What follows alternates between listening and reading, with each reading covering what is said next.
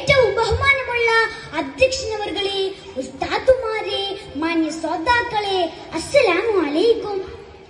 പാവനമായ റബീഉൽ അവൽ മാസം സുന്ദരമായ സുദിനത്തിൽ നിങ്ങളുമായി സംവദിക്കാൻ അവസരം നൽകിയ അല്ലാഹുവിനെ ഞാൻ ആദ്യമായി സ്തുതിക്കട്ടെ. അൽഹംദുലില്ലാഹ്.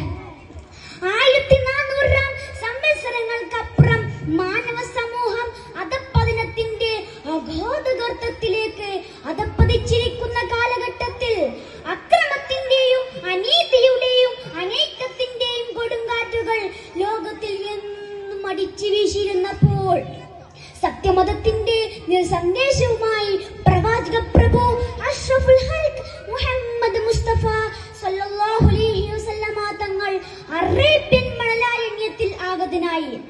ജനന സമയത്ത് തന്നെ പല മഹാ അത്ഭുതങ്ങളും ദൃശ്യമായത് അവിടുത്തെ ശ്രേഷ്ഠതയ്ക്ക് മകുടം ചാർത്തുന്നു. എന്നാൽ ചൈത്രകാരന്മാർ വിശേഷിപ്പിച്ച 6-ാം നൂറ്റാണ്ടിലെ ക്രൂരരും അക്രമികളുമായിരുന്ന ഒരു ചെറു വിഭാഗത്തെയാണ് അവിടത്തേക്ക് നേരിടേണ്ടി വന്നത്. തന്റെ രക്തത്തിൽ പിറന്ന കുഞ്ഞ് പെൺകുഞ്ഞാണെന്നറിഞ്ഞാൽ അവരുടെ മുഖം വിവർണമാവുകയും നിഷ്കളങ്കയായ ആ ചോര പൈതലിനെ ജീവനോടെ കുഴിച്ചു മൂടുകയും ചെയ്തിരുന്നു. ഇതിൽ നിന്ന് തന്നെ അവരുടെ ക്രൂരതകൾ എത്രമാത്രമുണ്ടെന്ന് നമുക്ക് മനസ്സിലാക്കുവാൻ കഴിയും. അക്രമവും കൊള്ളയും കൊലയും നിത്യസംഭവമാക്കിയ അവർ മദ്യത്തിലും മദിരാശിയിലുമായിരുന്നു. ആ ജനവിഭാഗത്തിലേക്കായിരുന്നു സന്മാർഗത്തിന്റെ സന്ദേശവുമായി മുഹമ്മദ് മുസ്തഫ സല്ലല്ലാഹു അലൈഹി വസല്ലമ തങ്ങൾ അവിടത്തേക്ക് കടന്നു ചെന്നത്.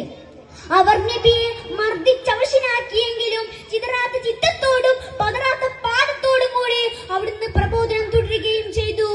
അങ്ങനെ വെറും 23 വർഷം കൊണ്ട് സന്മാർഗത്തിന്റെ പൊൻപ്രഭ ചൊരിഞ്ഞുകൊണ്ട് അവരെ ലോകത്തിന്റെ നേതാക്കളും ജേതാക്കളുമാക്കി മാറ്റിയെടുത്തു. മനുഷ്യരോട് മാത്രമല്ല സഹജീവികളോടും കരുണ കാട്ടാൻ നബി സല്ലല്ലാഹു അലൈഹി വസല്ലമ തങ്ങൾ കൽപ്പിച്ചിരിക്കുന്നു. ഇർഹമു മാ ഫിൽ അർളി യർഹംകും മൻ ഫിസ് സമാ. നിങ്ങൾ ഭൂമിയിലുള്ളവരോട് കരുണ കാട്ടുക, എന്നാൽ ആകാശത്തുള്ളവൻ നിങ്ങളോട് കരുണ കാട്ടും എന്ന തിരുവചനം അതാണ് സൂചിപ്പിക്കുന്നത്.